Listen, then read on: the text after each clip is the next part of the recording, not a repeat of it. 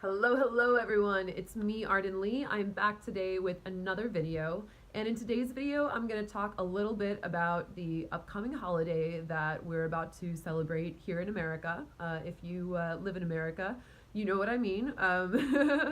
We've got Thanksgiving coming up, and Thanksgiving is, for many reasons, a fairly controversial holiday, especially now in this year 2018, and even without all of the political voices that have come up in the past several years to inform the general population of why this holiday might be a difficult pain point for specific people. And where many other people are starting to feel that same sensitivity and that same desire to not participate in something that maybe causes other people pain.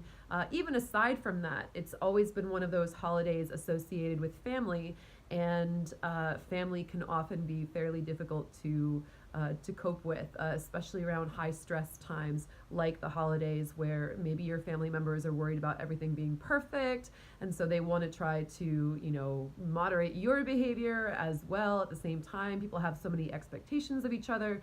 So even if you're not in America or you don't celebrate Thanksgiving, we do have a lot of holidays coming up, even just, in general, it's that season. So today I want to make a video on some ways to cope with your family during the holidays. Specifically, I'm going to make that for this week, but hopefully everything that I'm mentioning will also come in handy for the coming month or two. So anyway, before I get into that topic, of course, if you do not already subscribe to my channel, I would love to invite you to do that. I love to give tips for people for, coping with what comes up for them, kind of like we're talking today, how to hack our beliefs and create our realities from that place of empowerment, so we can really and truly discern and say yes to what we're a yes to, say no to what we're a no to, and call in the things that we most want to manifest in our lives. So if that sounds like something that you're interested in, go ahead and hit that button. Leave me some comments on the videos. Tell me how they're hitting you. Tell me what's working. Tell me what problems you've got going on that you would love me to, pop the hood and tell you how some ways for dealing with those. So let me know. Let me know how it's all going and how I can help. So without further ado, what I want to talk about this week, as I said, is I want to talk about how to handle holidays with your family members. As I said before, Thanksgiving has become more and more of a pain point holiday. I don't want to say it's become more and more of one, but that pain that it brings up is coming more and more to the surface, and it's being more honored, more spoken about, and more listened to with each passing year. So I know more and more people who are refusing to celebrate Thanksgiving because it is a holiday that in many ways tells the tale of the victors from a point of history where maybe the victors were not necessarily playing fairly, and certainly not behaving kindly, considering that that America was colonialized by European white folk, and that the indigenous peoples living on this land were to put it mildly, were not treated very well and have not been treated well over the course of history. And especially we're seeing that in the last couple of years with, the Dakota Access Pipeline and the indigenous peoples who are looking at the reality of losing their land and their homes to the government for more purposes of greed and capitalist expansion. So naturally this is something that is difficult for a lot of people, and for a lot of younger people who are in tune, especially with that reality, with our generation of, especially millennials, and even in the generation before generation that is younger than millennials.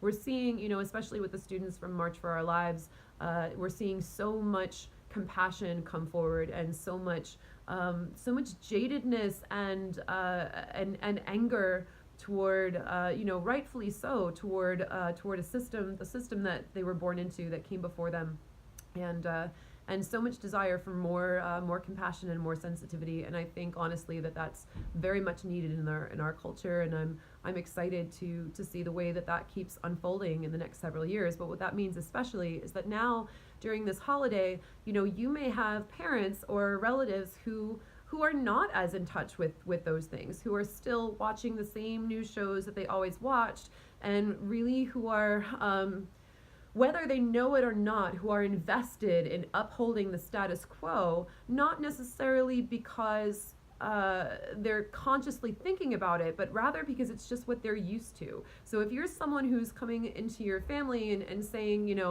I don't even want to celebrate Thanksgiving. This sucks. This is a holiday that now I've learned about, and I've learned that it's not, like I was taught in school, it's not just about the Pilgrims and the Indians, quote unquote. I say that like with air quotes, like sitting and having dinner together, and and about making turkey drawings with my like tracing my hand and just having a bunch of great dishes or what have you, and once people learn about that, they may be less inclined to participate with their families, even though to their families it's like, what do you mean? Well, this is our tradition. We make these dishes every year. Your grandma's going to be upset at you if you're not there. So the first thing that I would ask you to do is to really assess your situation, because there's no blanket answer to this. For some people, the best solution for them that feels right to them in their hearts, given their own preferences and choices, and given the context of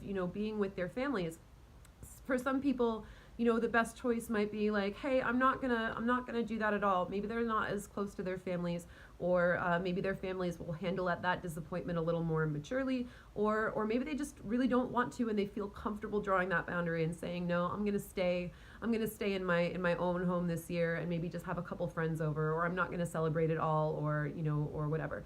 And for other people, it might be a better choice to go and be with your family and participate in ways that you can sort of be okay with, and maybe you can even raise awareness with your family, without getting into too much of a confrontational argument that's going to alienate them. Although I'm certainly I certainly don't shy away from controversial arguments that alienate people. So I'm not saying don't do that. If you're comfortable with it, go ahead.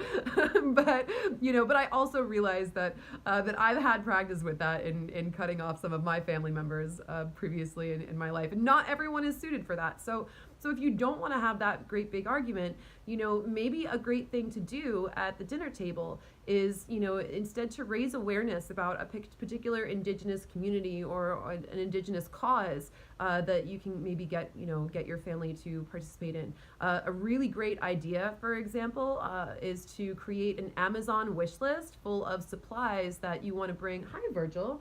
That you want to bring to a shelter or send to a donation center, particularly one that is in a community full of indigenous people.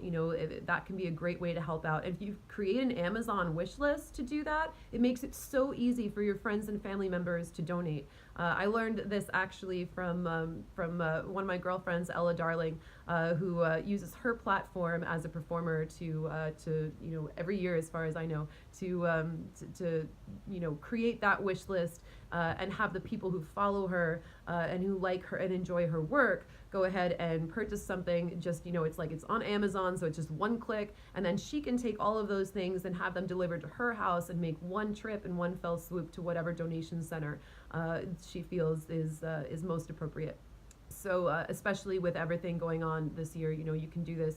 I think at Thanksgiving, it's a great idea, in particular to do it for indigenous communities, but also you can do it for a women's shelter. We've got so much problems. We've got so many issues this year as well with women's rights and domestic abuse, domestic assault, that giving it to a women's shelter is also another great cause. It really just depends on what you feel in your heart is where you're feeling called to. So if you do decide to spend Thanksgiving with your family, you know that you can still maintain that cause in your heart and feel that you're getting some progress done, even if you're sitting at the table and eating turkey, and even if you feel like you're kind of just playing charades for a family that maybe doesn't understand where your heart is as much. But if you make it easy for them, like that's the first thing that I've really been concentrating on in so many areas of my life lately. If there is any point of conflict, I can choose to lean into that argument, and I can say like,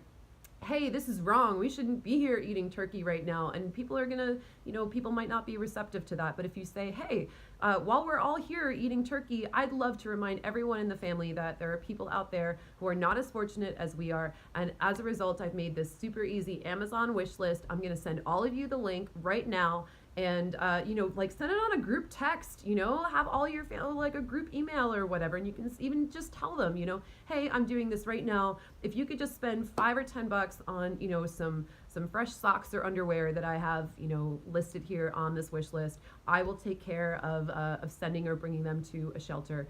And that's going to be so much easier and so much more beneficial for you, and you'll know that you've done something to make a difference rather than just getting into an argument that's not actually going to be likely to help change anything.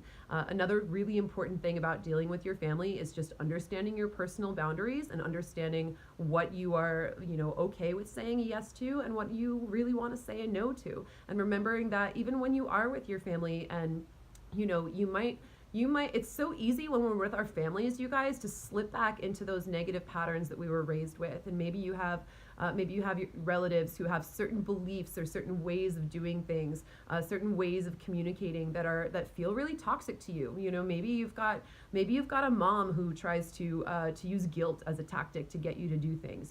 And maybe you've got I don't know, like there's so many people in previous generations who came before us who really suppressed so much of their trauma that they never really dealt with their patterns, and they just sort of toughed it out, and we're really lucky as a generation to be able to engage in this cultural conversation now, where more and more about our beliefs and our thoughts and our traumas and how they affect our lives and how we function and how we can self-care in order to mitigate that, where all those conversations are coming up to the surface. So I really advise you that if this is something you're worried about, what I would do in my case, if that were a situation that I had to go into, and if I felt like this is not going to be pleasant, but I'm gonna own that I'm making this choice to go here anyway, and I'm gonna try and get through everyone kind of projecting their bullshit onto me as their or not being a good communicator, as I and my friends are now. If I'm really gonna put myself in that situation and I'm gonna say that I'm a yes to it,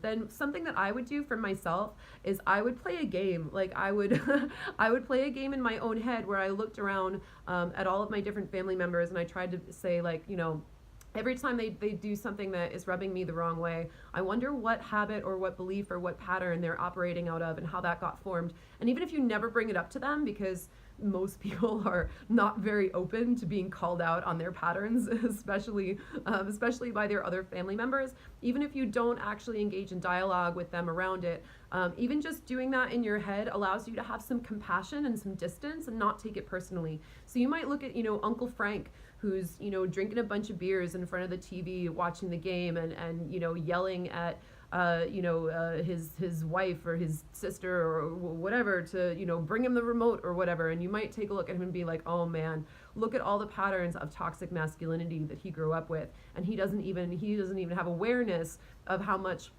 tension and frustration he's causing with the women in his life who are not being as open and intimate with him because they don't feel seen by him, because he's treating them the way that he was taught to treat women growing up or whatever. And wow, I kind of feel bad for him, and I feel bad for them too for not realizing it. And sometimes even just having that distance and taking that analytical space can give you that kind of buffer between taking that pattern personally and understanding it for what it is. And remember that anything that your brain finds to be like a game is naturally going to engage that thinking part of your brain and take you away from that reptilian, like, emotional reaction, or like right away, and being like, oh my god, I feel so offended by this or whatever. But if you can take a deep breath and say, like, wow, I wonder where that came from, and even extend some compassion for the people in your lives and in your families who don't have access to the information that we have now, or who for whatever reason have closed themselves off to it for their own decisions. And while they're responsible for their choices, we can always feel compassion for someone who is trapped in a prison with no walls. So I think that's I think hopefully that should give you some helpful strategies for dealing with Thanksgiving if you choose to go and be with your family. I'm gonna make another video that I'm gonna put out this week, probably tomorrow, as well, about ways to spend Thanksgiving that don't involve your family, and ways for you to if you don't feel like doing that holiday, we'll talk about that too. So stay tuned on this channel. Hit that subscribe button so you don't miss it. And thank you so much for joining me. I hope you got something out of this.